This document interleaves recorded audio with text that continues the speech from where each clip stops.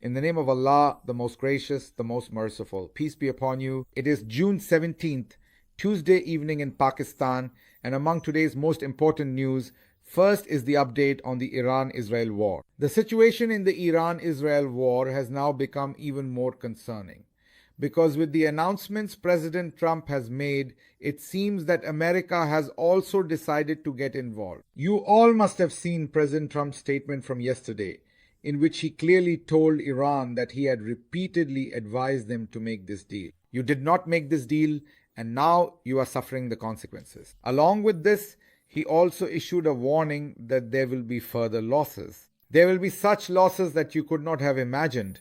And at the same time, he also warned the residents of Tehran to evacuate the city. After that, some footage appeared on social media showing that the roads leading out of Tehran were blocked with traffic. We saw some videos from 3 o'clock in the morning in which it was evident that people were leaving Tehran. One reason for this is the missiles raining down on Tehran, and the other major reason is President Trump's announcement. As you know, the G7 countries are holding a summit, and the G7 Forum's meeting is currently underway in Canada. President Trump left the summit early and returned to the United States. He has come back to Washington, D.C. He cut his schedule short and left before time to return. On this, the French President Macron reportedly said that President Trump might be returning to Washington, D.C. for a ceasefire, to which President Trump responded or commented that the French president does not know why I have returned. Something very big is about to happen, and that is why I have come back not for a ceasefire. Along with this, when President Trump was asked on the plane whether he wanted a ceasefire, he said, "No, I do not want a ceasefire. I want a complete end." When he was asked a complete end to what, he did not explain, but perhaps he wants a complete end to this entire conflict. It means that perhaps he wants to make an agreement with Iran, that Iran should sign a nuclear agreement stating that under no circumstances will it make a nuclear bomb. But his statement was that I do not want a ceasefire, I do not want a truce, rather I want a complete end to this whole matter. This was his conversation when he was returning from Canada. He spoke to journalists inside Air Force One, his plane. But the tweets he made after reaching America are very concerning.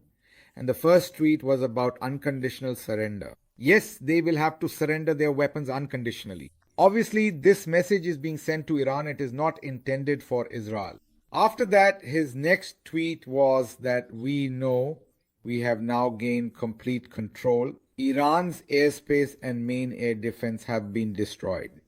What they mean is they said that Iran had some good weapons or material that could have been used for air defense, and they used the past tense, which means that all of Iran's weapons and such have now been destroyed by us. Along with this, they said that if all of Iran's equipment is compared to America's equipment, it is not as effective, which is why America has a clear advantage in this area. No one can handle these matters better than us. This was President Trump's statement.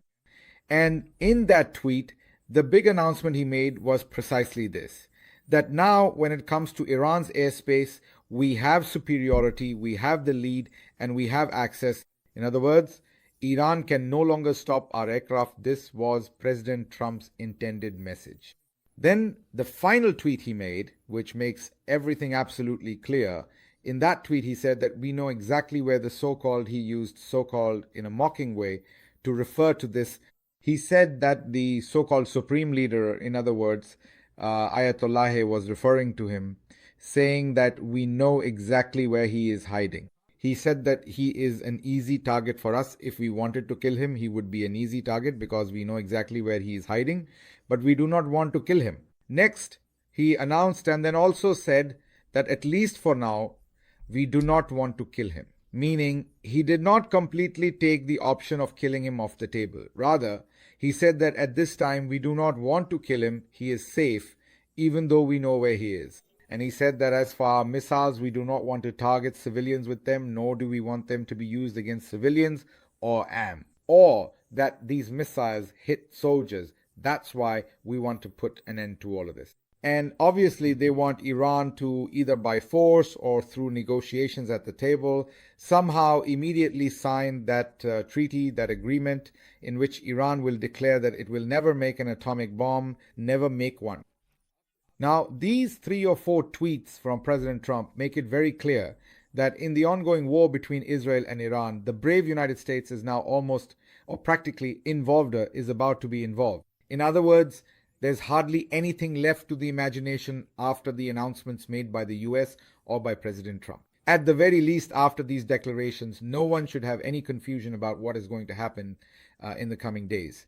Along with these announcements from President Trump, along with this, leaving the G7 summit with his work unfinished or returning early and then tweeting afterwards. At the same time, the stock exchange in America and the global markets have reacted strongly to this.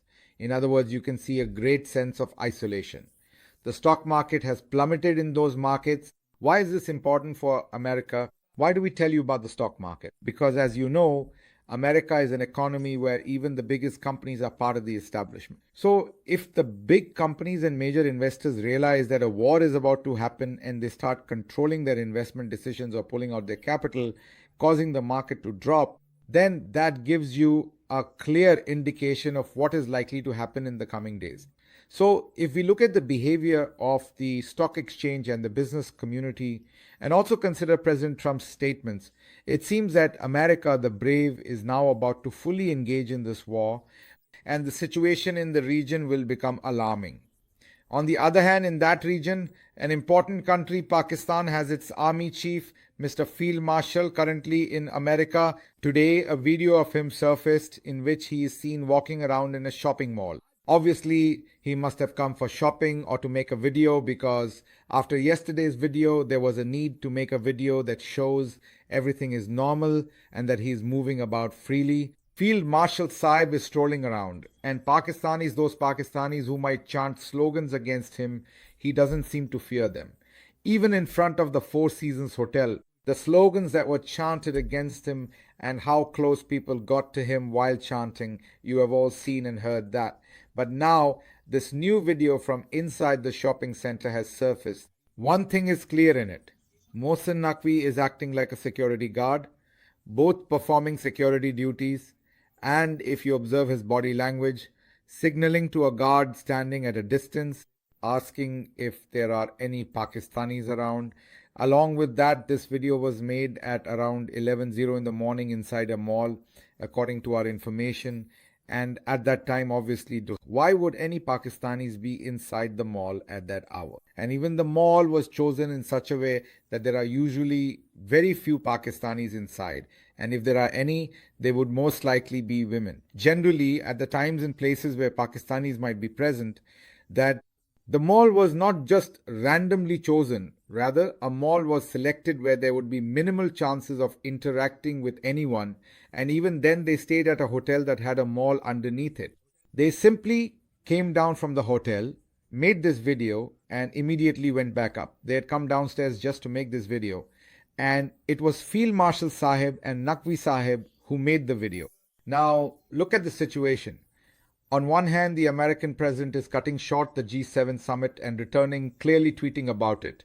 On the other hand, we were told that this is an official visit. In fact, yesterday the DG ISPR released stickers, and those stickers were about the dinner held yesterday with the Pakistani community, where there were slogans raised outside.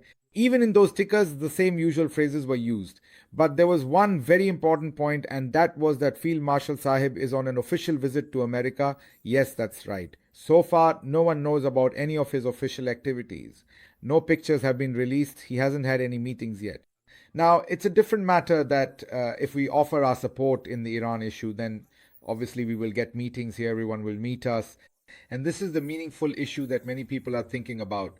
At a time when the Iran conflict is ongoing, our Field Marshal Saib is so free that he has been here since the 12th. It's been 5 or 6 days now, and still no one knows what he is doing here or whom he is meeting. So then obviously you can all understand what this meeting is really about. But yesterday in the speech he gave here, he said that he wants to see the Pakistan of 1970. Mashallah, it was in 1971 that Pakistan was broken apart. He wants to see the Pakistan of 1970. In fact, the situation is just as it was back then. In many ways, you really do want to see the Pakistan of 1970. In 1970, General Yahya of that time rigged the elections in Pakistan. Sheikh Mujib had won a two-thirds majority, actually even more than that. Even then, he was not given the government according to that mandate. Today's Yahya Sahib has also rigged the elections in the same way. So, in a way, it's true you have recreated the situation of 1970. From rigging the elections to the oppression and atrocities committed in East Pakistan in 1971, all of that actually started in 1970. So you are right in saying that you want to see the Pakistan of 1970 because you really have recreated the entire atmosphere exactly as it was back then. At that time, Bhutto Sahib was with you. Now, you have Nawaz Sharif and Bhutto Sahib's grandson on your side, as well as Nawaz Sharif's daughter, Maryam Nawaz, and his brother Shehbaz Sharif. So the actions are exactly the same as those carried out by Yahya Khan Sahib at that time, the way the election was rigged, the oppression that was committed, the same things are happening now. So he said that he wants to see the Pakistan of 1970 where people go to mosques or cinemas as they please. He said that the corruption in society has been caused by the jihadi culture. He said this while standing in America, that the disorder in society is a result of the jihadi culture. We used to be a very vibrant society, and this is what he said in his speech. But the really important point here is that regarding the speech he gave, his host was a very interesting person. The host there, or rather the organizer who arranged the whole event, was someone from whom the speech was made. You know, he was a self-proclaimed cabinet member of President Donald Trump, someone who falsely claimed to be a cabinet member, and in Pakistan he was known as an advisor to President Trump. It's just like in Pakistan when there are many boys named Ijaz, the villagers start calling them Judge. Judge, it becomes a sort of nickname, but sometimes they start taking it seriously. In the same way, when this Mr. Tahir went to Pakistan, he introduced himself as an advisor to President Trump. However, if you look at the information about President Trump's previous or current cabinet, you won't find the name of any person named Tahir listed as his advisor anywhere. Later, when things came to light and people found out that he was not actually an advisor, he started describing himself as a member of the Republican Party and who knows what else. But initially, he had himself introduced as an advisor, and it was even written on TV, and he would sit and give interviews. Now, even yesterday, he was made to give a speech, so you might want to know who this person is. So let us present to you some of his interests. There is a saying in Punjabi, if you don't understand Punjabi, I'll try to translate it for you. Otherwise, you can ask someone who speaks Punjabi. There is a Punjabi proverb, wherever I see broken utensils, that's where I dance all night. The para was played at weddings, so in the village, the parat, which was a brass or copper utensil, would be turned upside down and played like a drum. This person's situation is just like that. Wherever there's a parrot, they start dancing right there, whether or not they have anything to do with the event. Like the saying goes, Abdullah is crazy at someone else's wedding. It doesn't matter to us whose wedding it is. We just want to dance. Similarly, wherever they can get exposure like a chicken seller, they seize the opportunity. In the past, they even formed an organization, and on its letterhead, they have openly supported Israel, claiming that Pakistanis living in America fully support Israel. Because they also wanted exposure from Israel. Then in the past, they have praised Modi a lot, posted tweets, and even appeared on TV programs. They have gone to India and called India their own country, and have also said that they feel a strong connection to India. According to them, there is a lot of religious intolerance in Pakistan. They feel uncomfortable with Pakistan in this way. There are videos of them expressing such views. So yesterday they were standing next to the field marshal delivering a speech. Earlier we told you that they have not missed any opportunity. Wherever they could get any kind of exposure, they have taken it. The only exception is the North Korean dictator. They have not yet announced their support for him, perhaps because he is not popular in America. So listen to this short video. This person, who is currently a core team member of Asim Munir Sahib and is in America these days. Let's hear what his views have been about Modi Sahib and about Israel. Modi ji is a remarkable leader. His personality, his leadership is very crucial. People will learn from Indian democracy. Pakistan is going through an economic crisis. In Poke, in Kashmir, we are seeing similar things. A package of 66 billion rupees has been given. Now, where will Pakistan get this money from to give to Kashmir? The next news we present to you is related to Nawaz Sharif. Given the current conflict with Iran and the present situation, Maryam Nawaz is now considering possibly cancelling her visit to the United States. She discussed this today. She was supposed to leave tomorrow, had already informed you that everything was planned, but now she is possibly thinking of postponing her trip. At the same time, there is also consideration that Mian Nawaz Sharif might be asked to return to Pakistan immediately. This is all the information we have for now regarding this matter. If Mian Sahib returns to Pakistan or Maryam Sahiba's trip is postponed, we will provide you with any further updates as they become available. We will keep you updated, but for now, this is the information we have. She is now rethinking her trip to America. Her plans have become uncertain, and there is consideration of bringing Nawaz Sharif Sahib back to Pakistan. Moving on, the next news we have for you concerns Khawaja Asif Sahib. We want to present to you the harsh language he used regarding Reza Pahlavi. Reza Pahlavi is the son of the former Shah of Iran and currently lives in America and Europe. He recently gave an interview, and in that interview he said that the people of Iran should change the regime and that they are against the regime. Naturally, I also criticized his interview, as would all Pakistanis. But now, let's present to you the words of your own defense minister, and then you can judge for yourself what kind of people these are. Your defense minister, even if he is from Form 47, says Iranian people are energized and motivated. According to you, show some balls and go back and lead them and remove the regime.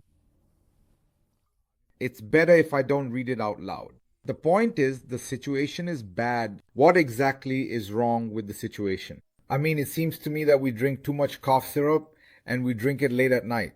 I've pointed this out many times before, and obviously when I bring it up, I remind both Khawaja Sahib's family and the PMLN members to take his phone away from him at that time. Most of the time, it's at night when he starts using foul language tweets he posts at night. That's when he suddenly remembers the pain of Palestine. And during the day, in his own government, no one can even wave a flag, but even that he only does at night. Now, I understand their timing. At 10 o'clock, they start drinking cough syrup, sometimes around 9:30 or 10 in. From then until about 3 in the morning. Those 5 or 6 hours are dangerous for them.